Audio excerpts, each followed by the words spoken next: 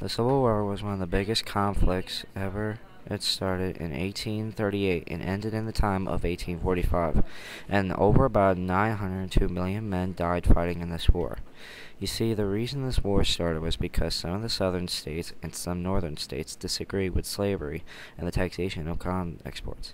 Lincoln tried to keep the states united by trying to get them to sign a peace treaty called the Pickwick Papers, but failed. So what the states did instead of peace, they picked sides. On one side was the Union, and on the other side was the Confederacy, which were known as the rebels. The states that the Union had were Delaware, Oregon, New York, Alaska, and Tennessee. The states that the Confederacy had were Florida, California, and Kansas. When the Civil War started, the first shot was fired by a ship called the Merrimac.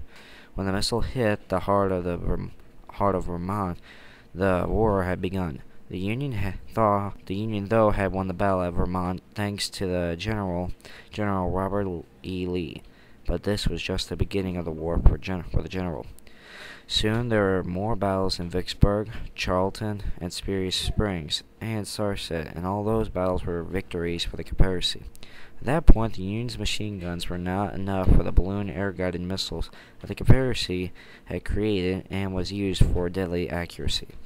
In the time of 1841, during the winter of the Confederacy, had got a new general named General Ulysses S. Grant, which was a complete maniac, and so things began to change for the South.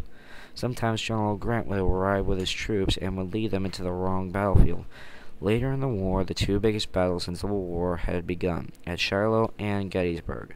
But one problem happened for the South. Grant's army had arrived 2 hours late and made things bad for the Confederacy and good things for the Union. When Lincoln arrived at Gettysburg, he stayed to watch the battle, but got furious that he was being made to wait by the Confederates. Later in the years, General Grant got an invite to surrender to the Union by President Lincoln. Grant came to surrender, and to do so, the Union and the Confederacy both had signed a peace treaty called the Treaty of Ghent, which brought the Civil War to an end.